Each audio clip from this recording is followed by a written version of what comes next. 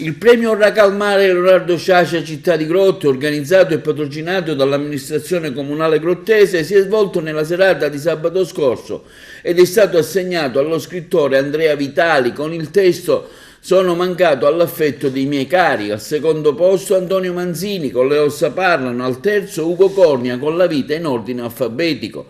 Nel corso della serata gli autori hanno conversato con la giornalista Elvira Terranova che ha presentato l'evento. Il premio speciale è stato assegnato al professor Gaspar Agnello di Grotte, che è stato anche tra i fondatori del premio Racalmare e componente della giuria sin dalla prima edizione. Gaspar Agnello ha anche donato una valigia piena di documenti, locandine, foto di tanti anni della sua esperienza letteraria, che andranno ad arricchire il museo che si inaugurerà a Grotte entro fine anno. Il premio speciale assegnato dalla giuria presieduta da Salvatore Ferlita è stato anche assegnato a Piero Melati per Paolo Borsellino per Amore della verità, che non è stato ritirato per solidarietà con Giovanna Papalcuri, cui è stato dedicato un capitolo intero del libro. Nel corso della manifestazione è stata anche chiamata sul palco la dirigente scolastica Antonella Ottilla, che nel corso dell'anno scolastico scorso ha anche effettuato il premio Racalmare Leonardo Sciascia a scuola all'interno dell'istituto Roncalli di Grotte con i suoi allievi che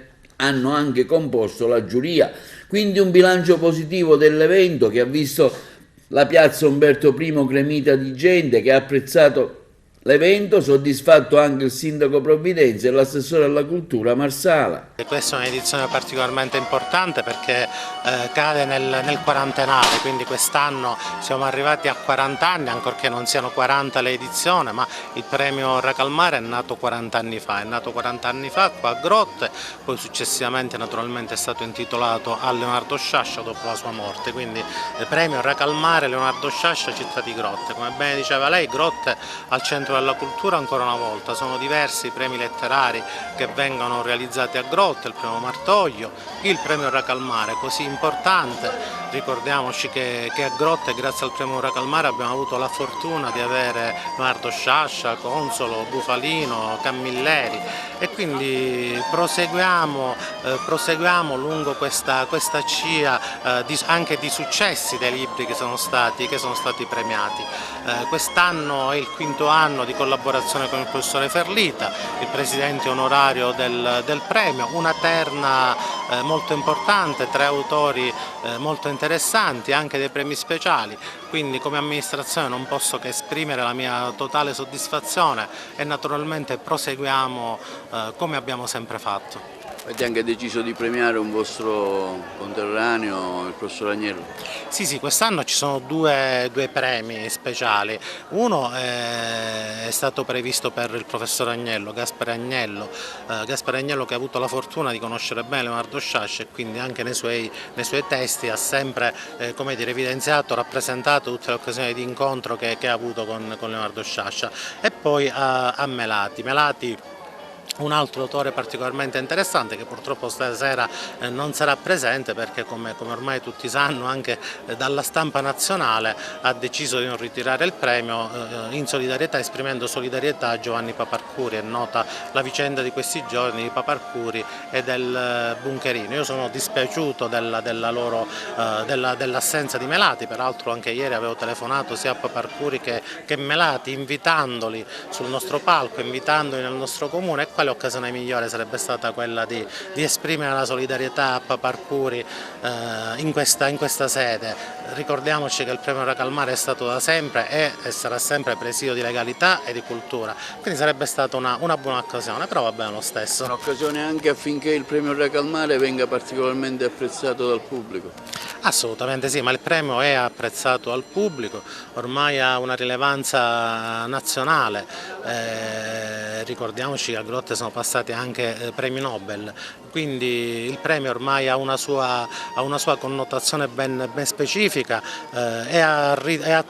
si è ritagliato uno spazio importante nell'ambito della cultura italiana. È una grande emozione vedere il mio libro La terrazza delle noci premiato dalla giuria del premio Racalmare, credo che sia una grande emozione, però secondo me la giuria ha voluto premiare anche i miei 15 anni fatta a TVA, la trasmissione Un libro per amico che mi ha consentito di intervistare decine di scrittori di tutto il mondo di intervistare 3 premi Nobel. Probabilmente ha voluto premiare il mio blog www.gasparagnello.it, che ormai è diventata una rivista letteraria molto, molto sostanziosa, e quindi si premia una carriera e poi questa sera regalo io al Comune di Grotte tutti gli atti dei premi da me organizzati. Io ho organizzato da 15 a 18 edizioni del premio Racalmare, tutte le edizioni di Sciascia, della moglie di Sciascia, di Bufalino, di Consol. Tutte queste carte vanno al Comune perché il sindaco ci ha promesso che farà un museo del premio Racalmare. Conferiremo anche i quadri che abbiamo esposto a Milano, che abbiamo esposto ad Agrigento, che abbiamo esposto a Grotte, che abbiamo esposto a Racalmuto, su Sciascia e il premio Racalmare. Quindi una bella soddisfazione. Alla mia età di 88 anni tiro le somme e le somme mi portano a questo premio che mi consola molto e mi fa molto felice. Il suo è stato un lavoro anche di scoperta e di lancio di una personalità importante come lo scrittore Russello di Favara. Ha dedicato lei tantissimi momenti culturali proprio per farlo conoscere. Beh, allora io la ringrazio di questa domanda, perché l'ultima mia fatica letteraria, se riesco a portarla a termine, è quella di fare una monografia su Antonio Russello, che ritengo sia uno dei maggiori narratori del secondo Novecento e che merita di essere riscoperto da tutta la cultura italiana. Quindi progetti futuri, a breve vedremo qualcosa? Beh, per me è futuro vicinissimo, qualche anno spero ancora che mi resti della mia vita per concludere questo lavoro su Antonio Russello. Racconto di un caso per il Rocco Schiavone un po' pesante, un po' brutto, un po' nero, una favola nera dove vengono ritrovati i resti di un bambino e si scopre che questo bambino è stato ucciso con una violenza, quindi è un libro abbastanza duro che è costato sudore e lacrime. Perché bisogna leggerlo? Non lo so, non so neanche perché bisogna scriverlo, ormai c'è. Ecco, cos'è che l'ha ispirata a scrivere questo libro? Quali sono state le ragioni profonde di questa scrittura? Volevo parlare da tempo dell'argomento, siccome per affrontarlo ho cercato di essere il più preparato possibile e avere il più tatto possibile, mi sono preso parecchi anni prima di affrontarlo. Spero di non aver sbagliato libro, spero che il libro piaccia al lettore, che lo senta come l'ho sentito io. Ho scritto questo libro durante il Covid, che eravamo tutti tappati in casa, montando insieme tante storielline. Sì, io quasi sempre scrivo roba autobiografica, cioè nella forma dell'io, ecco. E quindi sì, eravamo in casa, tutti chiusi al nord. La vita in ordine alfabetico, quindi un titolo già che dà uno schema preciso per chi lo legge, no? Sì, era da anni che pensavo a scrivere un po' in una forma quasi di dizionario enciclopedico, un'autobiografia scomposta per tanti pezzettini diversi e quindi tenuti insieme. L'ordine alfabetico era quello che li teneva insieme, ecco, sono tanti pezzettini di cose varie. Questa storia che esula un po' dai miei soliti canoni, perché per raccontare questa vicenda ho abbandonato le rive del lago di Como, dove solitamente le mie storie sono collocate, e l'ho ambientata in un immaginario paese della pianura. È una storia diversa anche perché è raccontata in prima persona, cioè c'è un io narrante che è il protagonista di questa storia, è il gestore di una ferramenta che ha 3 figli, una ferramenta che lui ha creato dal niente e quindi che gli è costata sudore, sangue, debiti, preoccupazioni eccetera, e che è effettivamente l'eredità che lui vuole lasciare a uno di questi 3 figli. Ovviamente nel corso della vicenda sorgono degli ostacoli, dei problemi generati proprio da questi figli che rendono impossibile la realizzazione di questo suo desiderio, e cioè con dei passaggi umoristici, dei passaggi un pochino più tristanzuoli, insomma si racconta la vicenda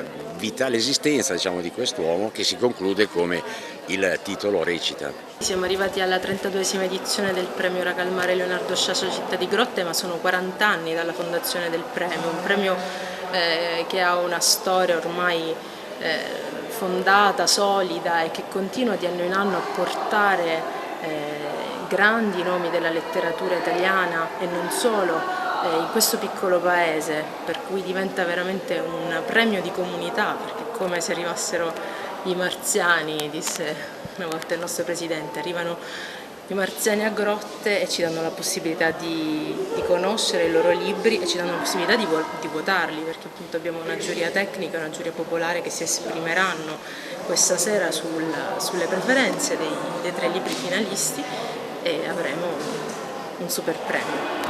Grotte è una città particolarmente prolifica in ciò che riguarda le iniziative culturali, diversi premi, quello di Martoglio, ma anche tante altre iniziative che il vostro assessorato insieme all'amministrazione attiva organizza.